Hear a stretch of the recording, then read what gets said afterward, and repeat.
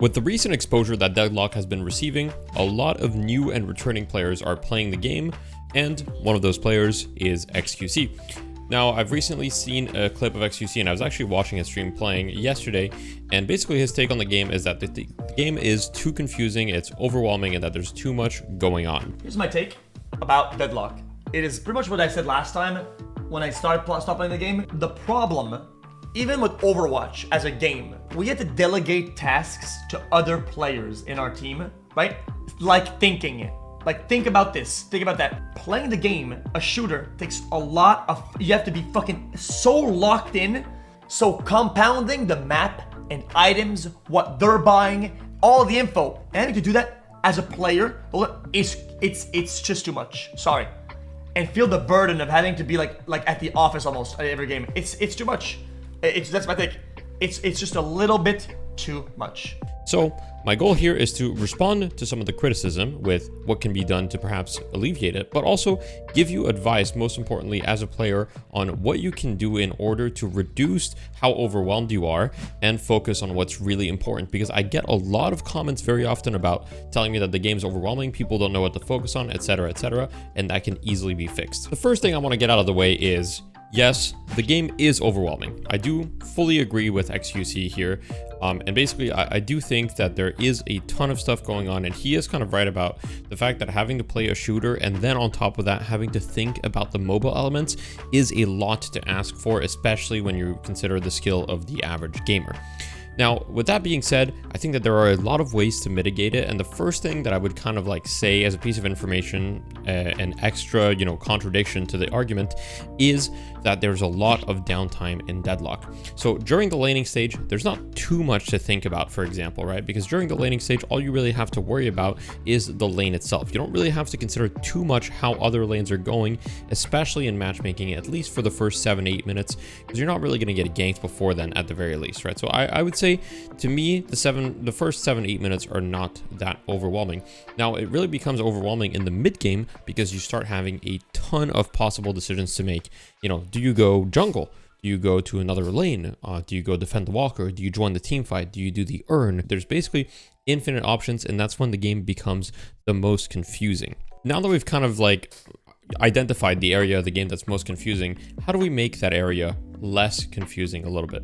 Well, first of all, I think that the resources that are available in the game could be a lot better, right? The learn how to play in game is frankly a bit of a joke in the sense that it does teach you the base mechanics, but it doesn't go any further than that. I'm not sure if that's by design, but Valve isn't traditionally very good at making tutorials that are good, and therefore people like myself kind of have to fill in the gaps of what Valve doesn't cover and help with giving resources to the community.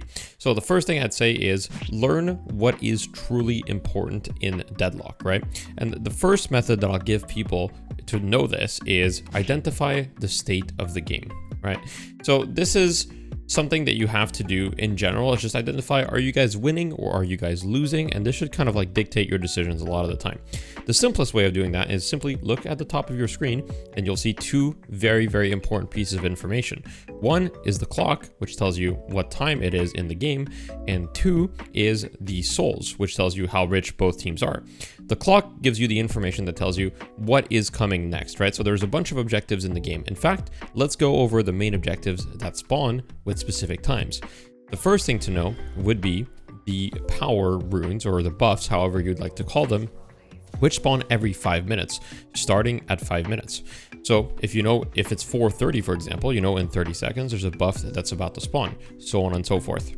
The second thing is the general jungle. Most jungle camps spawn at 6 minutes. However, if it is a tier 3 camp, or if there's a sinner sacrifice, it spawns at 8 minutes. And finally, the last timed objective is mid-boss, which spawns at 10 minutes alongside the first set of urns as well, right? So urn and mid-boss spawn at 10 minutes, and then the urn spawns every 5 minutes starting at 10. So it spawns at 10, 15, 20, 25, etc. So when you're close to one of those markers, hey, the urn is about to come up, as well as the buffs. Urn and buffs always spawn at the same time. With that in mind, the main use of the clock is to tell you, hey, is there an objective that's coming soon? And if so, what should I do?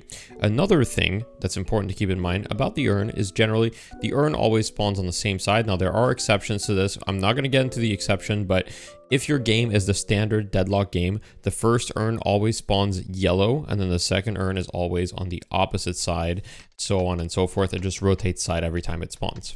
Speaking of the soul part, right, it tells you which team is winning, which team is losing. And this is helpful because if you're losing, you'll probably want to play slightly differently than if you're winning.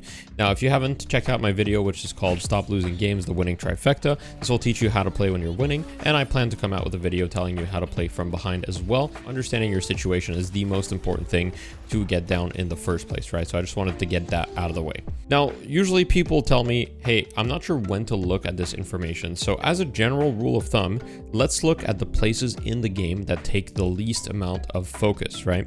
So to XQC's criticism, when you're playing an FPS shooter, you're locked into shooting and using your abilities. This is true. However, I would say that 70% or maybe 60 to 70% of the gameplay in Deadlock is not really an FPS shooter. You're just shooting things that don't move. That's a lot of the gameplay in Deadlock. You're shooting troopers, you're shooting a jungle, right? And those don't move. Those are very easy to hit, so you don't need to be locked in. Any time that you are hitting the jungle, you should not even be looking at what you're hitting, right? You should be looking at your minimap. You should be looking at the top of your screen, at the timer. You should be looking at the souls, and that really, really plays a huge role in making the game less overwhelming. And it's extremely crucial for you guys to understand that you need to be efficient with your time. So make sure that when you're hitting the jungle or hitting troopers, you're looking at these things rather than just staring at what you're shooting, right? Now, the next thing I have for you is a general kind of flow chart of gameplay in Deadlock. Now, I usually don't like giving, these things out because I think that the part of the beauty of Deadlock is kind of learning it and figuring out what's good and what's bad. But I think that gamers nowadays, sometimes they just want things kind of figured out for them already, right? I kind of think that that is what XQC wants a little bit, is for the game to not be so complicated so that he can focus on the aspects that he wants to focus on. For those of you that are facing the same issue, and that's totally fine, by the way, here is the general flowchart of how you should be looking to play Deadlock, assuming it is an even game. First of all, try to find on the map, okay, is there a lane or something that needs to be pushed that I can help with, right? That's the first part of kind of the flowchart. Now, the second part is, once those lanes have been done, let's say that all the lanes are pushed, right? And you don't have anything else to push on the map. Then generally it's about being efficient with the time that you've generated. But once you've pushed those lanes, you can then use that time to gank another lane or go to a fight that's happening elsewhere. You can use that time to jungle, perhaps steal their jungle or do your own jungle, right? You can use that time to do boxes. You can use that time to do the urn. Just make sure you're doing something and not just sitting in the lane poking the enemy player doing 30 damage, because I see that far too often when I'm coaching people. Now, you need to understand the third concept of the kind of loop, which is power spikes, right? So you particularly want to be active around your power spike timings. Now, there's two types of power spikes. I've made an entire video on power spikes, so check that out if you'd like. But essentially, there's AP power spikes, which are abilities, for example, when you hit max flog or max a certain ability. And there's item power spikes, for example, when you grab a specific item. Let's say you just bought an item that's 3,200 souls or above. Generally, that's a power spike as well. So getting to that power spike, that's usually the time that you want to be the most active and when you should be the most willing to join fights. So that should kind of shift your decision making in those moments. Let's say you push the lane. If you just hit your power spike, rather than going to farm jungle, you should prioritize, hey, I want to try to join a fight and get a kill to prevent the enemy from getting ahead. And you also want to try to do objectives, right? And then the last part is, how do you actually progress the game? So when you hit your power spike, let's say you get a kill or something, you always want to try to get that kill into some form of objective. So depending on how late into it is in the game, generally if it's around 15 to 20 minutes, you can convert that into a walker, especially for new players. This can be done earlier, but I would not recommend if you're a lower skill players. And then, if you're 20 to 25 minutes, it can pretty easily be converted into a mid boss, especially if your team's willing to listen or you're playing in a party. If you get 1 or 2 kills 20-25 minutes in, you can just go straight into mid boss, get that, and that'll secure you a large advantage that you can then use to siege enemy objectives, securing a further lead and then working towards ending the game. I really do think that when you understand these concepts and you focus on that, you can eliminate a lot of the noise in Deadlock, because there really is a lot of noise. There's just a lot of stuff that's going on all the time.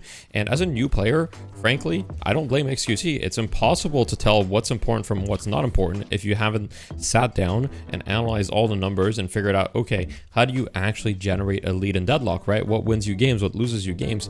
There's no easy way to know. You kind of just need to know through trial and error and a lot of analysis. analysis. And that's kind of what I want to save you guys, is just here's kind of like the simplified version. So for those people that just want to focus on the game, they can enjoy this. Now, I want to talk about what Valve can do in order to also alleviate this problem and make it a little bit better for the average players. On Valve's side, the first thing I'd like to see is just better tutorials in game.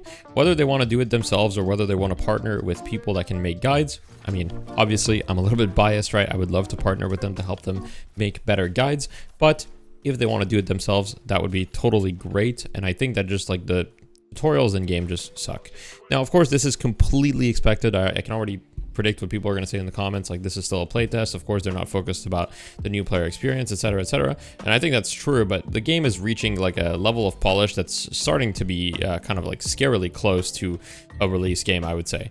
And so I think that they do need to start worrying about it, in my opinion. And I do think that should be one of their focuses, is like making the new player experience as easy as possible so that people don't feel too intimidated after a couple of games and just being like, man, I'm so overwhelmed. There's a lot going on. I don't know what to focus on. I don't know what to do. I don't know where to go on the map. That's the first step, and that's kind of like an easy one for Valve, right? Just make a good tutorial that teaches you, hey, here's what's important at each stage of the game. Here's what's important about the urn. How does the urn function, right? How do walker souls function? Like, should you dive the walker? Like, what's the advantage of doing mid-boss? Most of Valve's stuff usually is focused on like, hey, here's this mechanic, here's what it does, but they don't tell you how to use it. I do think that that is by design, so I'll be surprised if it changes, but I do think that they would benefit from having just like a more like, hey, here's generally how this mechanic is used. However, you can get creative with it, right? Because I think Valve wants to keep things a little bit vague so that people can get a little bit creative with how they approach the game. Now, the second thing I would do if I were Valve, and this is like a more of a later thing, is I would make it a little bit easier to try to find out why your team lost. And I think that this is doable through a lot of insights, and this is one of Valve's weaknesses historically, is that they kind of give this stuff to third-party services, and I do feel like they would benefit from doing it themselves. What I mean by this is that at the end of the game, it would be really awesome if there were stats telling you like, hey, the enemy team, for example, stole 30% of your jungle, or the enemy team did this or did that, which secured them a lead, right? Like, how did they actually get their lead? Is it that they had a ton more kills than us? Is it that they just actually pushed lanes way more? Like, are there any statistical kind of like outliers? And I'm sure that Valve can do this because StatLocker, which is a stat website for Deadlock, is already able to kind of use certain stats to predict which team is more likely to win based on certain metrics. Like the way they do their MVP, it's not perfect, but they basically analyze which metrics are more likely to result in a win. And so I'm sure Valve could do it even better because they have access to literally all of the data since they own it. Right, so just having a little bit of like an assistant thing tell you, hey, well, it looks like this part of the game is really impactful on my games, and therefore I should focus on that part. Now, the third thing that Valve could do, and I really don't think they'll do this one, I think this one's quite unlikely, but is working on the hero builds, like the default hero stuff. So right now, the default hero builds are actually, they've been improved a lot ever since the item rework. So the default hero builds are actually much, much better than they used to. So they've clearly worked on it. Now, one thing that could be done, and you guys tell me what you think in the comments, because I'm not even sure myself about this one, but it's just an idea I had, would be in those guides to include certain tips that are, you know, just general useful knowledge to know on the hero. For example, you know, just letting people know like, hey, after Abrams charge, it's good to light melee. And if you heavy melee, you can get parried unless you have 2 points in Abrams charge. Just small little tips and tricks like that that are very, very obvious to people that play, you know, 20, 30, 40 games on the hero, but that a new player on that hero might not know. Now, the last and final thing that Valve can do is just making the UI a little bit better. And this can be done in a couple ways. The main thing that I want from Valve is making the UI more obvious whenever objectives spawn. So there's always two camps when it comes to this type of argument. The first camp is always going to be like, well, I don't actually want Valve to tell me when buffs or when mid-boss or whatever is going to spawn, because that actually reduces the skill ceiling of the game because it makes the game easier, and I don't like that. And while I understand the argument, you know, no player is like a top 10 Eternus player because they know how to read a clock and they know when mid-boss will spawn, right? To me, that's like a tedious part of the game that doesn't really have anything to do with the true you know, skill required to play the game, required to make the correct decisions and all that stuff, right? It's just kind of tedious information keeping.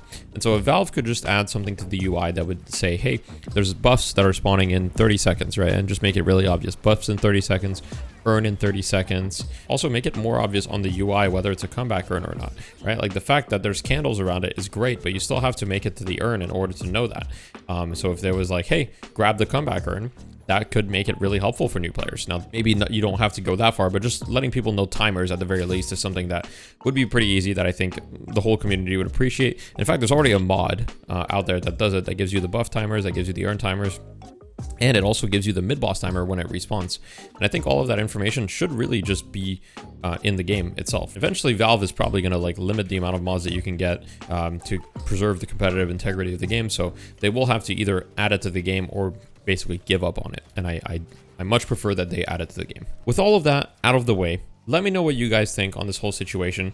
Personally, I think it's awesome that a bunch of new players are trying out the game, or, you know, playing the game from the first time in, let's say, like a year or like many months. And I'm really like happy to be able to see their response to the game and everything that's going on. And it gives me a better perspective on, as someone who's kind of lived in a Deadlock bubble, you know, realistically, like I have over 3,000 hours in Deadlock. I haven't interacted with people outside of Deadlock that much, right? So it's really helpful for me as a creator to also know what those people are thinking and what they're struggling with.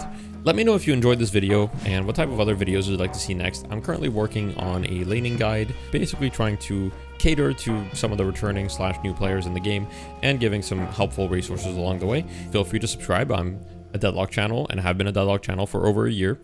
So I really appreciate the support, and I'll catch you guys another time. Peace.